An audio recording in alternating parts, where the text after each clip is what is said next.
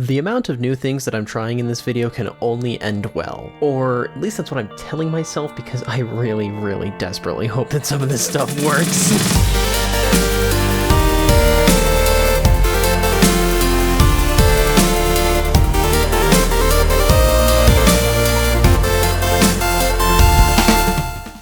What is up, houses and spouses? Welcome to another LEGO review. Today we're looking at set 76232, the Hoopty, which the retail store that I searched it on was convinced was a typo for the booty, so that's wild. And in particular, we're going to be assessing whether or not this set is worth what I paid for it, which I don't normally feel the need to do. As someone who more or less likes this character, I'm a bit annoyed that I find myself contributing to the aura of argumentativeness that seems to follow Carol Danvers everywhere that she goes, but this LEGO set is something else. For the uninitiated, there are a couple of metrics by which you can generally tell whether or not a LEGO set is a good deal. Generally speaking, across the entire history of LEGO, most sets tend to fall in the range of about 10 cents per piece in their overall price to piece ratio. Licensed sets do have a tendency to have a higher cost per piece, presumably because of the cost of the license itself. However, even accounting for that, it's generally uncommon to see a set that's more than about 15 or 16 cents a piece, and even those sets get a little bit of side-eye in terms of value. I'm telling you this before I build the set because I'm hopeful that something in the set is going to turn out to wow me and actually demonstrate that the set is worth what it costs. Generally speaking, with a 10 cents a piece price ratio, you expect a set to be about $10 for every 100 pieces in the set, which means that it's really good value to get a set that is lower than that.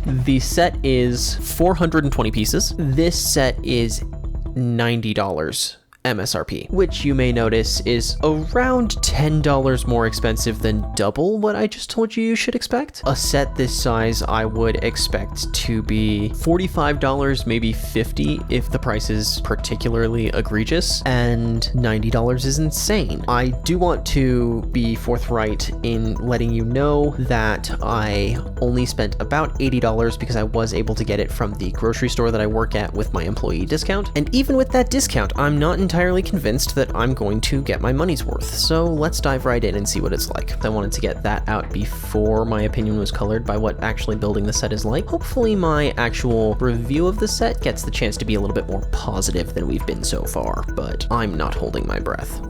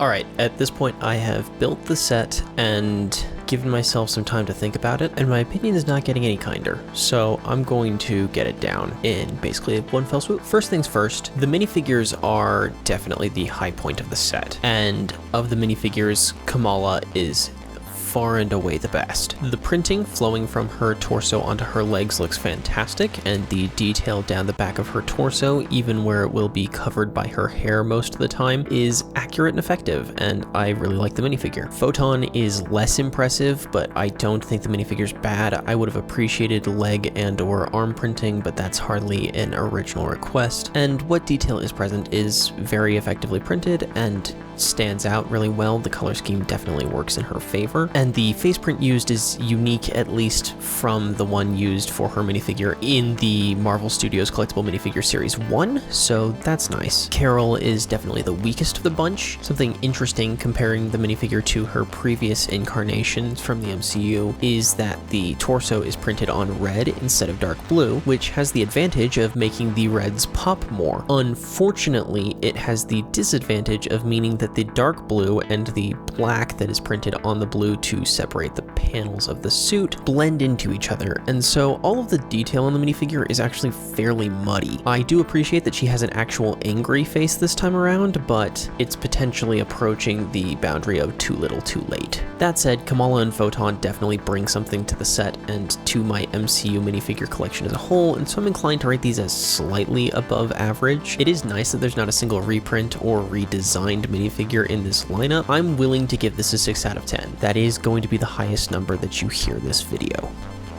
Moving on to the build experience, if you were to pass this set on a supermarket shelf, you would almost definitely make the assumption that the curved shaping that dominates the ship is the most interesting part of the build. On closer inspection, you would notice that the windscreen and roof are offset by half a stud and assume that that's an interesting building technique. With one solitary exception, you would be right. Those are the most interesting things in the entire build. This becomes extra disappointing when you realize that the curved shaping is almost entirely achieved by using snot bricks with curved slopes attached to them, which is as simple as it could possibly be, and the half stud offset is done less to get accurate shaping and more to create a little bit of space for the roof to open up for the play features. Unfortunately, both of these things are significantly hamstrung. The curved shaping is almost entirely... How do I even put this? The camera angles used in the marketing materials, including on the box and on the instructions, are doing a lot of heavy lifting to making that curved shape look effective. From any angle to the rear or underneath of the ship, there are tons of right angles, places where there's not even a slope present to blend things together. The flaws with the aforementioned half stud offset are less severe by comparison, but still prominent, because they take the form of a half stud gap running along the back end of the hinge. Next to no effort is taken to hide this gap, so it just kind of sticks out like a sore thumb. The one saving grace for the build experience of the model is a technique I've never seen before on the back, where the engines are mounted at an angle by using a Technic plate with the corner sandwiched between two tooth elements mounted on a bracket. Unfortunately, this building technique is immediately adjacent to wings that are literally a single plate mounted sticking out the side of the vehicle, so you win some, you lose some. This building experience is a 2 out of 10 even after being elevated by the nifty engine build on the back. This was significantly disappointing. I was holding out that there would be something cool in this build experience to redeem the price point. That hope has been dashed to pieces. The icing on the cake of this build experience is the stickers. There are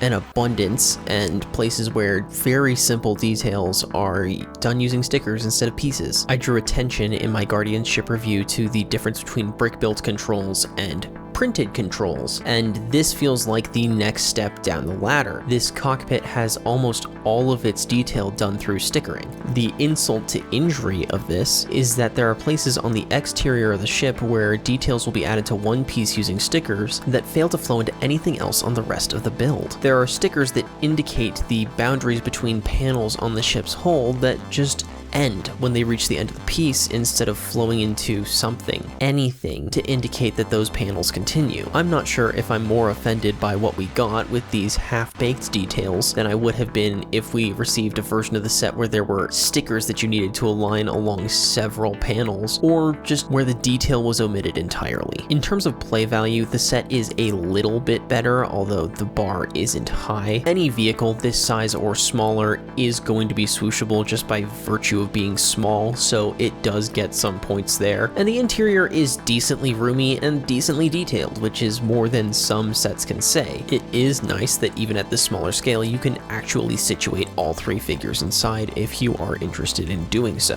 I do think it bears noting, however, how weak this is, to the point that on the packaging it does include a picture where all three minifigures are situated on the interior of the ship doing something different, and if you pay attention, the picture was taken with one wall of of the ship removed because you can't actually get that angle of visibility into the ship in real life. I'm not going to say that the ship is unplayable for a kid who enjoyed the movie, but I'm not going to play with it. I have so many better ships even, not just Legos in general, but other spaceships that are better constructed and easier to play with. I legitimately can't rate this higher than 4 out of 10, especially not in comparison to multiple other spaceships that came out this year alone from Marvel and other themes at similar price points with better details and better play features. Finally, we have to talk display value, and this is where I started to go from disappointed to upset. While you're building the set, it doesn't feel insubstantial. If it's all you're looking at and you're holding it in your hands, it's not bad. But then I took it out to the living room and I held it up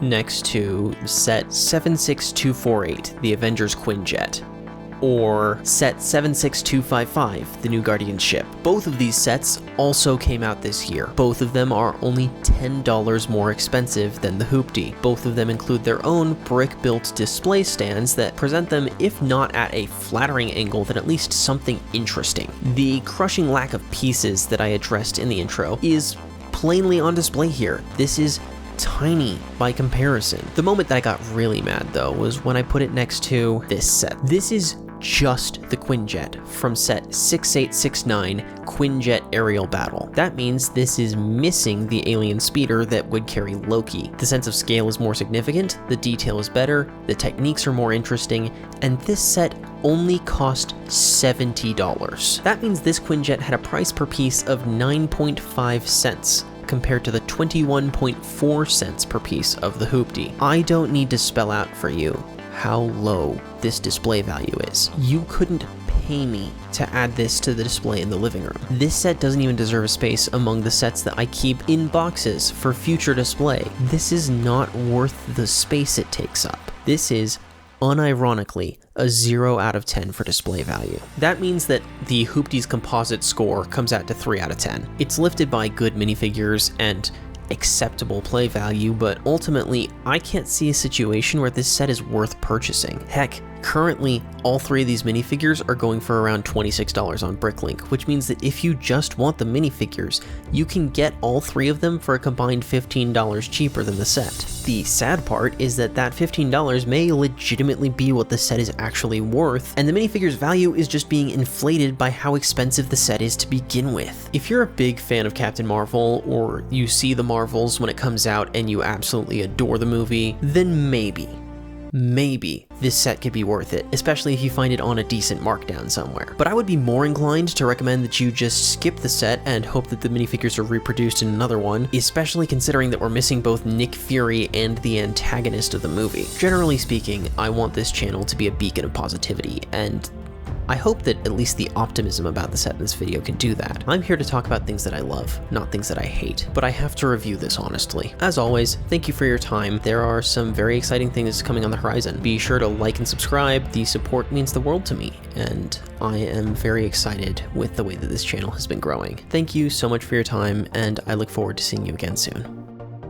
Hey y'all, Editing Michael here a couple of days later with a couple of updates. First things first, the nice camera that I have access to that I was going to use for the 100 subscriber special unfortunately will not actually work for live video. Fortunately, it turns out that my local library does rent out cameras that will work for that, so I have placed a hold. It will be a week and a half to 2 weeks, but as soon as I have my hands on that, we will do that live stream, and I am very excited about it. Second, if you are interested in supporting the channel, or you're just hoping to pay me to display the Hoopty with my nicer display pieces, in the couple of days since I filmed this video, I have set up my Patreon. There are rewards on there aimed at people who are predominantly interested in LEGO and at people who are predominantly interested in Dungeons and Dragons, and I'm working on some rewards that are aimed at my other hobbies as well. So if you feel so inclined to check that out, I would be incredibly grateful. Thank you again for the truly humbling outpouring of support. I continue to be amazed that this channel is gaining subscribers, and I am very excited about where we're going. As always, I look forward to seeing you again soon.